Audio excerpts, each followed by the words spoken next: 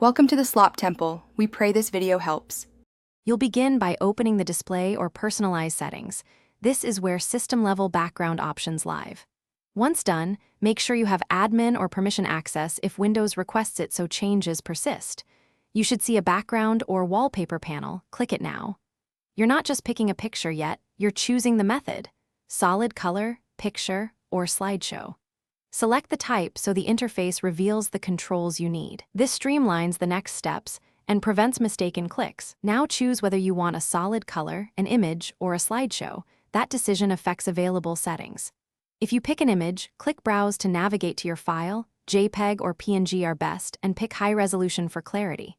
If you choose solid color, pick from the palette or enter a hex code. Make sure to adjust the fitting option: fill, fit, stretch, center, or tile, because this controls how the image scales on different monitors. Once selected, preview updates immediately so you can refine.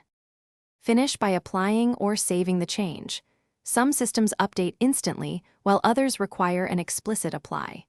Verify how the background looks on every monitor and check display scale and resolution settings if things appear cropped or blurry. If the image doesn't change, make sure the file path is accessible and not on an unmounted drive. As a key troubleshooting tip, reboot or update your display driver if the setting won't stick. This resolves most permission or driver-related issues and gets you back to a stable desktop. Thanks for watching. Consider subscribing if we helped you.